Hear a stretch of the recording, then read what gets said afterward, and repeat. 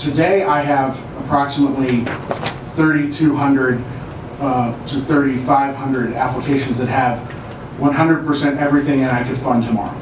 I'm a little confused. I think a couple of weeks ago, someone from your office, maybe it was a PIO, sent to a paper in Las Vegas information about demographic information, not race-based, but in terms of zip codes, exactly. Talking about middle class, poor, what have you. And you only mentioned 350-some applications having been completed.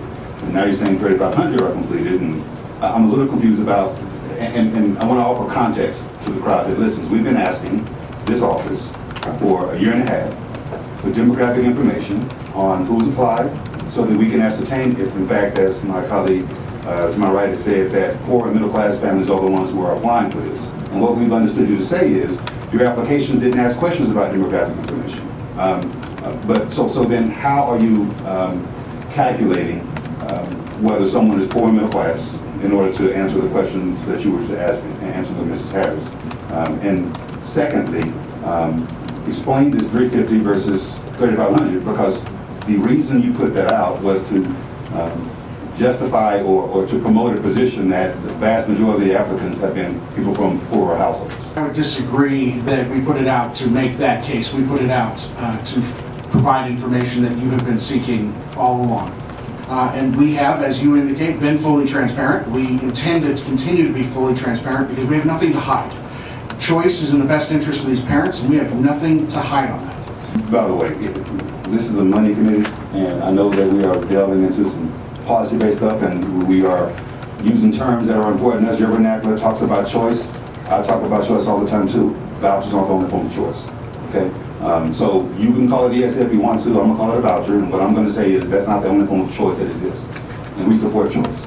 But weren't you continuing to use your PIO to put out information to parents to convince them to apply so that you could buttress the numbers there? Great, for the record, I would not say we were putting out information to convince people to apply. We were putting out information that was being requested by parents. Most frequently asked questions.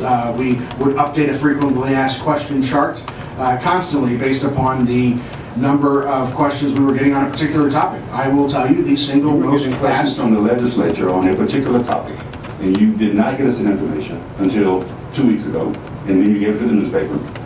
And I'm confused as to why our questions were not just as important relative to our consideration than the ones you think that you have the ability to continue to answer, notwithstanding the injunction being created. Great, for the record.